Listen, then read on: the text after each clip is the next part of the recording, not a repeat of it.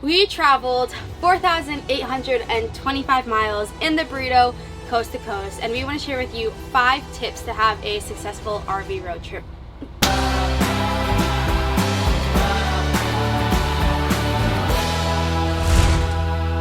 What is up, you guys? It is Lauren and Sam. We are the trailer couple dedicated to that simple life. And it's another wonderful day. It's rainy, but it's wonderful to live in the burrito. Today we're going to walk you through 5 tips that we learned from traveling many miles across the country. Without further ado, let's go ahead and put 101 seconds on the clock and simplify it. Tip number 1, let's talk about gas stations. The first thing that we look for is pumps that are angled. What do you mean by angled pumps, Sam? What do you mean by angled pumps, Sam? I will tell you. Thank you. A lot of gas stations will have perpendicular pumps. People will drive in and they'll get in really easy, but there is a 90-degree angle to get your trailer out of there, which is really hard to maneuver. So what you should be looking for is a pump that is angled from the street. Before you even pull in, locate both the entrance and the exit for a gas station. A lot of those smaller gas stations, once you pull in, really tough to get out of if you can't see the exit. Gas stations that typically have those angled pumps are gas stations that are tailored more towards truckers, Loves, I&J, sometimes Mavericks, Pilots.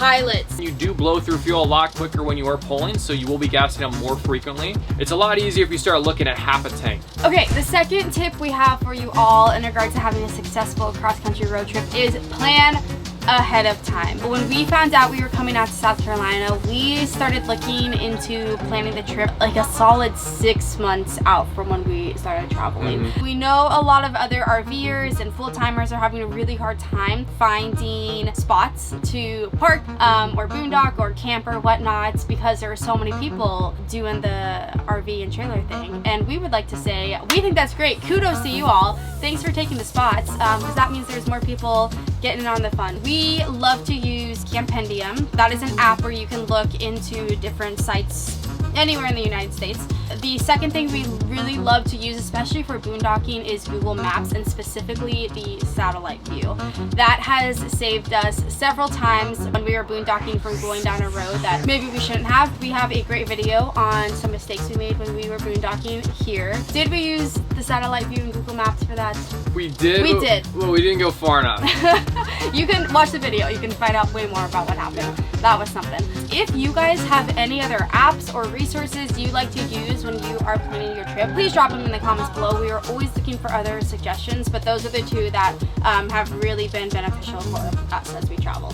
Sometimes it's a lot easier to give advice and it's a lot harder to take your own advice. And we have a pre-haul checklist. And we preach it. We say everyone should have a pre-haul checklist. The video is right here. We talk about it. We've been talking about it, right? And we got sloppy. We have set up and we have torn down hundreds of times. Always use your checklist. Okay, what did you do? What did I do? Nothing good. What'd you leave? I left the wheel shocks. Always look it over at the very least before you leave. You sit down in your car and you look at that checklist and you roll through it. You say, we've done everything. Because there's been a couple times on this trip that we needed to get out of campsite pretty quick. We left the step down once, and Sam looked out the mirror, and the step is just trimming grass. So you're welcome to notice that the edges of your lawn look superb. So tip number 4, for us, it's important to have a weight distribution hitch. When we drive with it versus without it, we feel a big difference in the security of our trailer. It's just a much smoother ride. Especially on this trip, we ran into some pretty severe side wind on the interstate. And Wyoming. It was in Wyoming. It's a wild state. Wild. We love it. Hey, if anyone from Wyoming is watching, comment below. Please let us know. And we got some wild Wyoming wind. Okay? Say that 10 times fast. Wild wind, wild wind, wild wind, wild wind, wild wind, nailed it. Crushed it again. We got some pretty severe side wind, and honestly, I didn't really notice it. Like, you could feel it on the truck a little bit, but it wasn't like the trailer was really waggling. Is that a word? No, it's not a word. You're welcome. Compose yourself. So do your research. There's so many great weight distribution hitches out there. We have had great success with our Blue Ox. Thank you, Blue Ox, for getting us from coast to coast. But do your research and see what is best for you and your rig and what is best for your safety and family as well. But we have just had great success with it, and it just makes for such a easier and less stressful towing experience. Tip number 5, last tip, thank you for hanging with us. And this is actually a question I get a lot is, number 1, what do you guys eat when you live in such a small space? And then number 2, what do you eat when you're on the road? So to answer question number 1, we eat normal food like other normal people. We actually did an awesome video about how to make California burritos in the trailer with our dear friend Ethan Chabowski. You can check it out here. So just how to make good food without sacrificing taste in a smaller space. Watch it, it's great.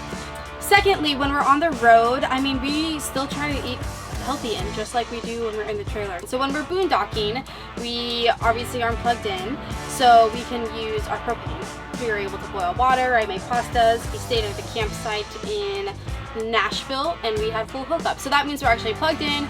We can use our other appliances, microwave, that type of stuff. Then you can make a little bit more elaborate food. When we're traveling too, we're on the road, we don't use our fridge because we turn our propane off. Traveling long distances across the country, we do not run it because A, we don't want to run propane the whole time, B, it's kind of a hazard for fiery explosion reasons, and C, you can't just turn it on and turn it off and have your refrigerator get cool and then get warm and get cool. It has to be one of the things that has to be on the whole time. So again, if you have any other suggestions, maybe you have another idea of how you guys do things that is more efficient, more productive, whatever it may be, please drop them below. Even if it's just you guys want to introduce yourself and say, hi, Sam and I have so loved the community that is surrounding kind of the travel trailer RV lifestyle, and we just want to get to know more of you guys because boy, did we meet some awesome people on the road. Happy trails!